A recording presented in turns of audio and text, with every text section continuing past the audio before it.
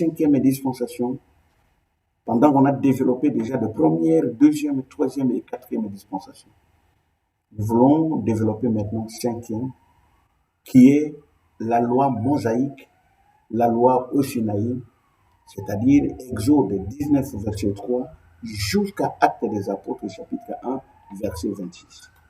Mais bien aimés, je vous demande de tenir compte de ce côté. Cette partie de la loi n'est pas seulement la loi, mais il y a aussi le prophète. Quand Jésus-Christ va dire qu'il n'est pas venu abolir la loi et les prophètes, c'est cette partie-là. Dans les temps d'Abraham, il n'y en avait pas. Dans les temps de Noé, dans les temps de Jardin d'Éden, d'Adam, et ainsi de suite, il n'y avait pas de prophétie. Mais les prophéties ont commencé à partir où Moïse est revenu avec son peuple de l'exode, c'est-à-dire de pays de servitude. Il y avait Moïse avec son peuple, et au milieu de son peuple, il y avait quand même aussi certaines choses qui se faisaient jusqu'au niveau où ils sont encore repartis vers la déportation, vers Babylone. Et les prophètes ont continué à prophétiser. C'est pourquoi cette partie, nous voulons comprendre exactement qu'est-ce que Dieu a voulu faire. Néanmoins, nous avons dit que chaque dispensation, il faut qu'il y ait un leader. Tenez que nous sommes encore avec notre leader Moïse. Moïse qui a reçu la loi. Moïse qui a reçu les ordonnances. Moïse qui a reçu maintenant les commandements n'a pas pu entrer dans la terre promise. À cause de quoi? Peut-être désobéissance. Je le dis puisqu'il y a encore plusieurs écritures. Les autres parlent qu'il a frappé les rochers. Les autres parlent qu'il avait un péché de tuer quelqu'un en Égypte et qu'il n'a pas confessé. Il y a plusieurs raisons que Moïse n'a pas pu rentrer dans la terre promise.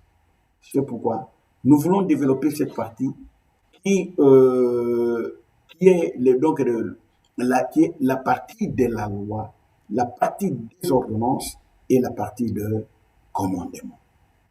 Les lois sont les lois civiles. Ce sont des lois civiles pour régir le peuple d'Israël. Comment ce peuple pouvait se conduire avec leurs enfants, avec leurs femmes, avec la vie. Peut-être il y avait aussi les circoncisions là-dedans. Et quant aux ordonnances, les ordonnances, toutefois, ce sont des souverains sacrificateurs qui résolvaient les problèmes d'ordonnance. C'est-à-dire, ils partaient vers Dieu pour faire des sacrifices et directement ce péché-là est effacé. Tandis que les commandements spirituels, où Dieu a donné à Moïse 2 tablettes. Il l'appelle pour les ordonnances. Il l'appelle pour la première fois, il lui donne les commandements. Le tablette de loi. Moïse est parti, il vient avec le tablette, il va casser ça. À cause d'Aaron et son peuple qui étaient restés avec. Et Dieu était obligé d'appeler encore Moïse pour aller qu'il prenne encore. Cette fois-ci, ce n'est pas Dieu qui a façonné les tableaux, c'est Moïse. Dieu a dit, faites les tableaux et tu me l'amènes les écrits. Il était en train de chercher qui il peut donner la conduction de son peuple. Amen, mes bien-aimés. Nous donnons les grands titres.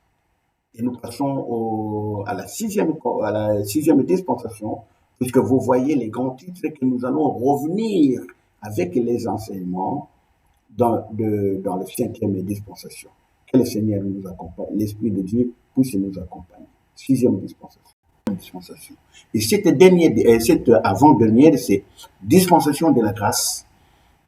Grâce/Église. Et cette dispensation commence de la résurrection de Jésus-Christ, c'est-à-dire la mort et la résurrection au 3e jour, et au retour de Jésus-Christ, le retour qui lui viendra pour l'enlèvement. De Actes des Apôtres chapitre 2 à Actes des Apôtres chapitre 19, verset 21. Je vous dis, mes bien-aimés, c'est une dispensation qui prend beaucoup de temps et prend beaucoup de choses à faire. Pourquoi? Parce que nous avons le point que nous allons développer. Ça, puisqu'après les dispensations, ce que nous allons commencer à lire, à enseigner, nous enseignons les 11 doctrines, enfin 11, 12, 10 doctrines fondamentales de la foi chrétienne. Pourquoi nous allons revenir à ça? Excusez-moi, nous sommes à la fin des dispensations. Vers la fin. Mais Il y a d'autres choses qu'on n'a pas encore parlé et nous voulons les parler juste après la fin de ces dispensations-là. Nous allons parler dans la dispensation de sixième, il y a la crucifixion, la vie, la mort, la résurrection de notre Seigneur, les dons du Saint-Esprit, la foi en Jésus-Christ. On va parler aussi de la formation de l'Église. On va parler de l'attente autour de Jésus-Christ. On va parler principalement de ce qu'on appelle la rédemption. Là où nous sommes aussi ambassadeurs, là où nous sommes obligés de transporter cette doctrine-là, cette vision de la rédemption, on va en parler. Donc, après tout cela, ce n'est qu'après avoir montré ça, l'intervalle de temps, comme nous disons, c'est Actes des Apôtres, chapitre 2, jusqu'à Apocalypse, chapitre 19, verset 21. Nous allons comprendre la sixième dispensation. Vous allez me poser la question qu'à chaque dispensation, il faut qu'il y ait un leader. Dans la sixième dispensation, qui est le leader? C'est très important de connaître le leader, puisque la fin de cinquième dispensation est là, dans Actes des Apôtres. Même Jésus-Christ lui-même, il était dans la cinquième dispensation où Moïse était leader. Maintenant, Jésus arrive, les sauveurs arrivent, il va partir. Qui doit être leader? Nous allons dire ça après pour vous confirmer que, effectivement, Jésus était leader, mais il part précipitamment. Même Moïse, avant de partir, il avait le temps de préparer Josué pour amener le peuple d'Israël vers la terre promise. Mais est-ce que Jésus a préparé quelqu'un avant qu'il puisse partir? Parce que c'est lui le leader. Jean-Baptiste, comme nous avons dit, après Moïse, Moïse arrive maintenant à Jean-Baptiste. Jean-Baptiste a dit préparer le chemin de ces leaders-là. Nous avons préparé le chemin des leaders, les leaders arrivent, le leader n'a pas fait le temps, il part. Et qui il a préparé? Donc nous sommes orphelins, nous sommes restés comme ça. Voilà, c'est ça justement la sixième dispensation, que nous avons beaucoup de choses à faire et nous passons directement aux grandes lignes de septième dispensation. Nous sommes à la septième dispensation, mes bien-aimés, qui est la dispensation, le royaume. Apocalypse chapitre 20 à 22, 21. Et l'Apocalypse va finir au chapitre 22. Alors, dans cette dispensation, nous allons parler des milléniums et nous allons parler aussi de la dispensation proprement dite. Tenez que là, vous allez continuellement me poser la question, Dieu parle avec qui, puisqu'il doit laisser un visionnaire dans cette dispensation-là. La dispensation-là s'appelle dispensation de royaume. Celui qui reviendra avec les royaumes, c'est Jésus-Christ lui-même après la résurrection. Quand il va revenir, là nous allons parler des milléniums, c'est-à-dire il y a 1000 ans, quand Satan sera lié. Il sera lié 1000 ans et que le Seigneur reviendra dans les heures, comme la Bible déclare. Vous allez lire dans 1 Thessaloniciens, chapitre 4, donc le verset 15 jusqu'à 17. Vous lisez l'histoire, vous allez comprendre que le Seigneur viendra dans les heures. Il va maintenant, et les morts en Christ seront ressuscités premièrement. On parle aussi de la première résurrection. Nous allons en parler. De la première résurrection dans les temps de millénium. 1000 ans que le Satan sera lié, ligoté. Ces dragons sera ligoté, bien-aimé, 1000 ans.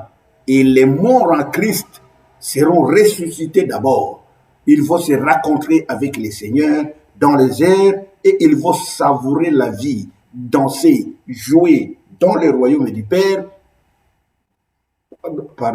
1000 ans. Après 1000 ans, ne vous en faites pas, Satan sera délié. Alors, quand il sera délié, alors c'est là où il reviendra avec une colère impossible. Est-ce que vous comprenez? Ça sera terrible. Et là, nous allons parler aussi de la dispensation qui est dans l'Apocalypse 20, chapitre, verset 1 jusqu'à 6. On parlera de quoi il s'agit quand le Seigneur reviendra. Là, on nous parle la fin des temps, on nous parle de la résurrection. Il y aura les gens qui sont ressuscités premièrement, les morts en Christ. Ne confondons pas les morts en Christ et les chrétiens qui sont morts. Un mort en Christ est différent d'un chrétien qui est mort. Un chrétien peut mourir partout, là où il veut mourir. S'il est malade, d'accord. S'il est tamponné, d'accord, il meurt. C'est un chrétien. Mais les morts en Christ ne meurent pas n'importe où. Et ces gens-là seront ressuscités premièrement. Après, ça va revenir Jésus-Christ. Et ça va revenir pas Jésus-Christ, mais ça va revenir les gens qui sont morts de leur façon. Donc c'est ça que nous parlons de la dispensation du royaume. Jésus reviendra avec ça. Amen, mes bien-aimés. Voilà les grandes lignes, les plans de Dieu. Les plans de Dieu qu'il a élaborés pour conduire son humanité. Et nous tendons vers la conclusion. La conclusion pour ce qui concerne les cours de dispensation, les 7 dispensations qu'on a développées avec vous, c'est pour vous donner l'idée maîtresse de ce cours. Ça se donne rarement dans des églises, ça se donne aussi rarement même dans des enseignements.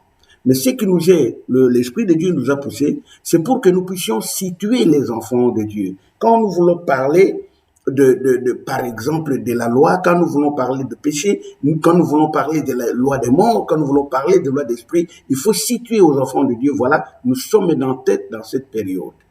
J'ai donné un exemple banal. Cette période-là que nous sommes ici, dans les conditions où nous vivons, nous sommes pendant l'hiver. Tu ne peux pas prendre une chemise comme ça d'été et puis tu portes, tu sors, non. Tu dois avoir un manteau, tu dois te couvrir très bien pour t'adapter aux conditions climatiques que tu te trouves. Et pendant l'été, tout ce qui était en hiver, vous devez mettre ça de côté. Alors, mais chez nous, dans la parole de Dieu, je ne vous demande pas d'oublier tout ce qui était, ou bien effacer tout ce qui était dans l'Ancien Testament. Donc, quand je parle d'Ancien Testament, c'est-à-dire je parle de Exode jusqu'à Malachie. Et j'essaie, comme nous avons analysé en 5e dispensation, nous avons dit que l'Ancien Testament s'attend jusqu'au niveau des Actes des Apôtres, chapitre 1, verset 26, là où commence la 6e dispensation. Mais, pour que je puisse expliquer un peu les différences que j'avais parlé des torrents, j'avais parlé aussi des Corans, c'est pourquoi je parle des Genèse jusqu'à Malachie. Je ne refuse pas que vous prêchiez cela. Mais là, la loi est encore trop dure. La loi égale la loi. Et c'est ça qu'on appelle loi des morts. On va revenir sur la loi. Je vais répondre d'abord à une question. Vous me dites, à chaque dispensation, quand moi je parle, je dois parler d'un leader. Dieu ne peut pas parler à 3 personnes au même moment, à 2 personnes au même moment. Je ne pense même pas. C'est pourquoi on avait analysé un à un qu'il a fait des dispensations et signé l'alliance. Nous qui sommes aux 6e dispensation, notre leader, c'est Jésus-Christ. Et Jésus-Christ est venu au milieu de la loi de Moïse. Il est né au moment de dispensation de la 5e dispensation, bien entendu, 6e, oui, naturellement, 5e dispensation. Il arrive et maintenant, il se trouve au milieu de ces lois-là de Moïse. Mais lui, il est venu avec une autre loi. C'est cette loi-là qu'il voulait imposer au milieu des gens qu'il a trouvés, puisque la loi qu'on avait, c'était la loi de la mort. Les lois de Moïse et les lois de Sinaï, ça c'est la mort. Entre guillemets, j'insiste très souvent sur les enseignements sur l'Ancien Testament. Bien aimé, nous devons sortir de là. Alors, pour abolir, pas pour abolir, mais pour expliciter et donner l'existence, même à la loi de Moïse là, puisqu'il n'avait pas trouvé autre chose. Il n'a trouvé que ça. Et qu'est-ce que notre leader a fait? Il s'est conformé à cela. Maintenant, mort subite, puisqu'à 30 ans, c'est subite pour moi, même s'il est mort de maladie ou quoi, mais c'est la mort subite. Il est mort trop jeune ou il n'a pas fini sa mission. Et qu'est-ce qu'il a dit à l'Église? Voilà les promesses qu'il a données pour que nous puissions comprendre l'importance des leaders. Je lis dans le livre de Jean, chapitre 16, versets 7 jusqu'à 15. Vous avez la Bible, vous allez lire ça. Là où Jésus-Christ est en train de dire aux apôtres pour l'Église, il dit, il est avantageux que je puisse m'en aller au Père. Si je ne m'en vais pas, vous n'aurez pas un autre consolateur, pendant que lui-même Jésus est consolateur. Il meurt, il laisse un autre consolateur. Pourquoi cela est dit? Puisque dans Jean 14, verset 18, il parle d'orphelins. Je ne peux pas vous laisser orphelins. Je ne peux pas vous laisser sans autre leader. Je ne peux pas vous laisser sans un autre consolateur. Je pars, mais je vous laisse un autre consolateur. Et ce consolateur-là, quand vous avez les détails des gens, vous allez voir qu'il ne parlera pas de lui-même. Il parlera de moi, Jésus. Il vous dira ce que moi, je vous ai déjà dit. Et ce que nous pouvons aussi comprendre, que réellement le consolateur, il joue. Il est homme et esprit au même moment. Quand nous lisons dans Jean chapitre 14, verset 15 à 18, il dit, ce consolateur-là sera avec, donc sur vous, en vous. Dans Matthieu chapitre 1, verset 23, on dit, un fils de Dieu viendra, on lui donnera le nom d'Emmanuel, qui veut dire Dieu avec nous. Le Saint-Esprit sera avec nous, mais Dieu, quand il est venu, il était avec nous. Ce qui signifie que, bien que le Saint-Esprit, on ne peut pas le voir en chair, il faut savoir qu'il vit avec nous. Jésus-Christ vivait avec nous en chair, on mangeait avec lui, on se promenait avec lui. C'est ça qu'on appelle avec. Avec, c'est-à-dire, moi, je suis avec toi, nous pas. C'est ça avec. Et il dit, le Saint-Esprit sera avec vous. Voilà les leaders que Jésus nous a laissés. Parce que vous avez besoin de connaître les leaders. Que nous sommes maintenant la deuxième partie de la cinquième dispensation. Le leader est là, il vous dit, le leader, je ne vous laisse pas orphelin, je vous laisse autre leader. Celui-là va vous conduire, celui-là va vous enseigner, celui-là va vous parler, il va tout vous dire, mais il est avec vous. Néanmoins, puisqu'il est esprit, il sera sur vous et dans vous. Bien-aimé, je cite puisque j'avais beaucoup, j'ai souffert pour chercher, pour comparer un peu les Bibles, comparer un peu les traditions, comparer un peu les dictionnaires pour voir si c'est la même chose. C'est la même chose. J'ai trouvé avec, c'est avec. On peut l'exprimer autrement, mais c'est avec. J'ai demandé les gens qui manipulent très bien l'arabe. On me dit, c'est comme ça qu'on appelle avec. Voyez-vous? Et aussi on utilisait avec dans les Coran quelque part. Donc, c'est ça, les leaders. Notre leader maintenant, c'est le Saint-Esprit. Amen, bien-aimé. Alors, ce que je suis en train de dire, je ne le dis pas de moi-même. Moi, l'Esprit m'a convaincu que c'est ça la chose. C'est pourquoi nous ne voulons pas être bénis comme Jésus-Christ a dit. Nous sommes bénis par les bénédictions d'amour. Dieu a tant aimé le monde, Jésus est venu, il nous aime et dans cet amour, nous sommes bénis. Dans cet amour, nous mangeons, dans cet amour, nous vivons. Mais ce n'est pas l'amour où Jésus-Christ a demandé que nous puissions l'aimer. Et nous allons faire les miracles plus que ce qu'il a fait. Vous n'arriverez pas à faire des miracles comme il a fait. Il a donné un exemple. Si vous avez la foi comme un gré de s'élever, vous pouvez dire à ces montagnes, quitte ici, va là-bas. Toi, tu peux faire ça avec moi dans la façon où nous sommes en train de marcher, dans la façon où nous ne considérons pas les leaders qu'on nous a laissés, dans la façon où nous ne comprenons pas les injonctions du Saint-Esprit dans nous. Mais bien aimé, revoyez un peu mes vidéos passées, j'ai beaucoup parlé du Saint-Esprit. C'est la seule personne en esprit que nous pouvons consulter. Il n'y en a pas deux. Jésus, d'accord, vous pouvez l'invoquer. Parce que ce qui est drôle est que nous invoquons maintenant Jésus-Christ en esprit, qu'il vienne nous aider. Mais celui-ci qui est le Saint-Esprit, on ne l'invoque pas. Oh Saint-Esprit, je t'invoque. Il est où pour que vous puissiez l'invoquer? Le leader est avec vous, il est sur vous, il est dans vous. Revenons dans les vérités bibliques. Prêchons la vérité. Nous voulons encore voir quelque part où on a parlé de... Puisque nous parlons de loi de Moïse, les lois de Moïse, il y avait les lois, il y avait les ordonnances et il y avait aussi les commandements, ce qu'on avait dit depuis le début des cinquièmes dispensations.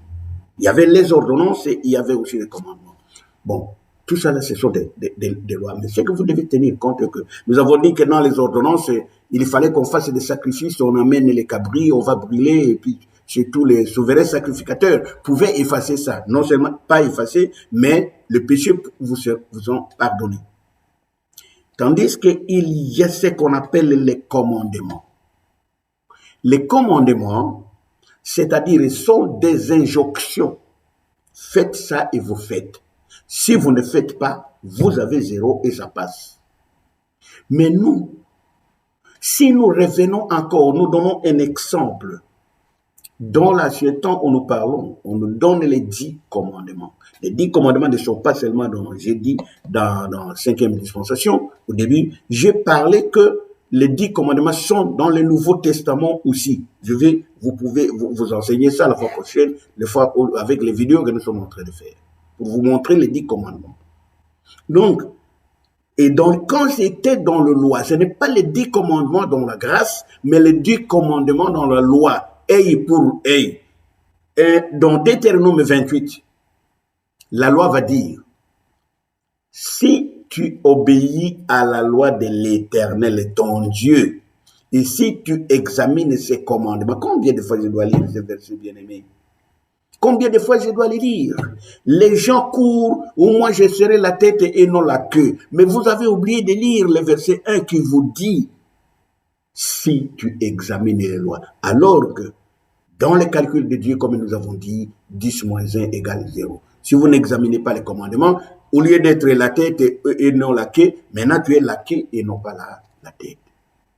Donc, quand nous voulons, puisque nous sommes en train d'expliquer un peu, qu'est-ce que nous avons dit dans les dispensations? Dans le livre des Colossiens, chapitre 2, verset 14 jusqu'à 15. Colossiens 2, verset 15, vous avez la Bible, j'en possède aussi, il dit ceci. Il a effacé les ordonnances. C'est-à-dire, la loi de Moïse ici, les ordonnances de Moïse et les commandements ici, et tout ce qui pouvait nous reprocher, tout ce qui pouvait encore nous amener. La Bible dit que les lois de Moïse, c'est la loi de la mort. Et comme notre souverain sacrificateur est venu, il a effacé les ordonnances et les commandements, les condamnations, c'est-à-dire il y a le ministère de condamnation qui sont les lois de Moïse, bien-aimés. Et si nous continuons à apprendre aux enfants l'Ancien Testament, moi aussi je suis, et je prêche aussi l'Ancien Testament, si nous continuons à nous approcher aux enseignements de l'Ancien Testament, il n'y a pas de vie. Nous sommes dans la loi de la mort. Et quand vous regardez bien dans 2 Corinthiens chapitre 3 verset 7, 2 Corinthiens chapitre 3 verset 7, je dis bien 2 Corinthiens chapitre 3 verset 7, vous allez voir que les lois étaient la mort. Je reprends parce que je n'ai pas écrit ça là-bas pour que vous puissiez avoir l'occasion de lire. Lisez ça, chapitre 3, 7, 3, 8, 3, 9. Vous allez voir qu'il y a le ministère de condamnation qui était les lois. Tandis que nous avons encore autre ministère de l'esprit. Là, il vous donne les symboles quand Moïse a reçu ces lettres-là qui ont été gravées par Dieu. Il a reçu la mort. Et Jésus-Christ a dit, je ne vous condamne pas, c'est Moïse qui vous condamne avec ses lois. C'est vrai, c'est avec ça. Alors, bien aimés, nous sommes là, et nous sommes déjà à la fin. C'était une façon de vous expliquer toutes les dispensations. Nous continuons. C'est maintenant, nous sommes arrivés au point où nous allons commencer peut-être à analyser dispensation par dispensation, c'est-à-dire nous allons chercher les doctrines. La doctrine de Jésus-Christ de Nazareth qui est venu, une doctrine de grâce. Ce n'est pas doctrine de la loi. Si c'est la loi, alors la loi par la grâce. Et les enfants de Dieu ne sont pas bénis puisque nous ne voulons pas expliquer la loi de Moïse par la grâce. C'est-à-dire, grâce par la foi, c'est très important, et ce n'est pas s'emmerder avec les histoires d'Abraham, les histoires